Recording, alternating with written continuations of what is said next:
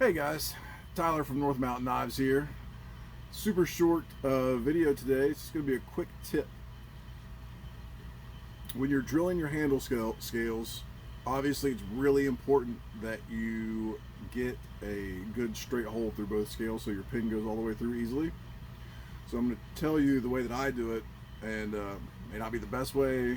I'm sure other people have found other ways to do it, but the way that I do it is I take my blade, 2 drops of super glue on it, lay the blade on it, clamp it down until the super glue dries, drill the holes that you want in your handle. Then, leaving the first scale on, this one's drilled over here, put this other scale on, 2 drops of super glue, put it on, clamp it up, let it dry, and then drill through your first set of holes. That way you have a straight hole that goes all the way through both sets of scales. I also do some other things, like you can see there's little arrows on here. I like to make sure, because I've made the mistake before of orienting scales the wrong way, drilling the holes in the wrong spots. So when I'm setting up to put handles on, you can actually see there's two sets of arrows on here. One that shows me where the front of the scales are, and one that shows me which of the top, the spine. And I also have some witness marks here, just to, it's way better to be too careful than not careful enough. So when I'm setting up to drill my scales, I like to have a lot of witness marks. Once you drill, this is a set of ironwood scales. These are pretty nice set, probably like a $35, $40 set of scales. I don't want to put the holes in the wrong spot on these, drill the holes in the wrong spot. So, like I said, that's just how I do it. One change that I want to make, I will say, because like right now, I'll take my pins and chuck them up in a hand drill and use sandpaper to make them a little smaller so they'll fit in the holes better. Because these, even though this is a 1/4 inch pin stock and this is a 1/4 inch hole, it doesn't fit in like very easily. So I take a little bit off the outside.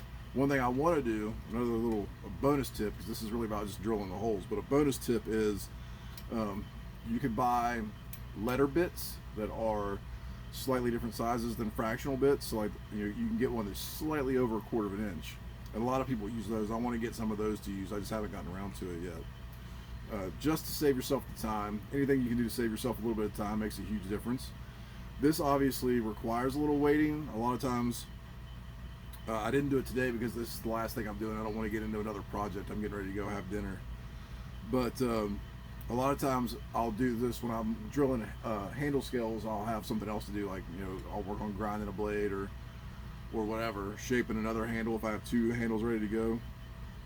But right now this is the only one that's at this stage of finishing. So like I said, I'm just kind of hanging out, waiting for this super glue to set up, and I thought I would share that tip with you. I learned it from Jason Knight, from his from his website, where you can go and watch for it to go on sale. You can get it really cheap. I think I paid like $50 for the class, for his elemental knife class, and a lot of good information in there. For me, not as much, because I don't forge knives. Obviously his things, it's about forging a knife, it's about forging the elemental knife, but tips like that are really handy. There's several of those in there, so I highly recommend going to Jason Knight's, I think it's Knight Studios or Jason Knight Studios or something like that.com, and pay for his class. Like, it's really a good class. There's a lot of good information in there. And that's one of the tips, and that's something that's simple enough. I feel like I don't feel bad sharing. I'm not like giving away any trade secrets here. This is just an easy way, and it works. Like, I did a tapered tang knife not too long ago, and it worked. You taper the tang of your knife, and then you do the same thing. A couple dots of super glue to glue it on, drill your first set of holes, flip it over, drill the other ones, put the other one, glue the other side on, drill your holes. Seems to work just fine for that too. So that's the video for today. It's pretty short. I hope it helps. If you have any questions or anything you're curious about my process, feel free to leave a comment or send me a message. You can reach me at North Mountain Knives on Instagram and Facebook, and at northmountainKnives.com, northmountainKnives@gmail.com for email. So feel free to reach out if you have any questions. You guys have a great day. Catch you later.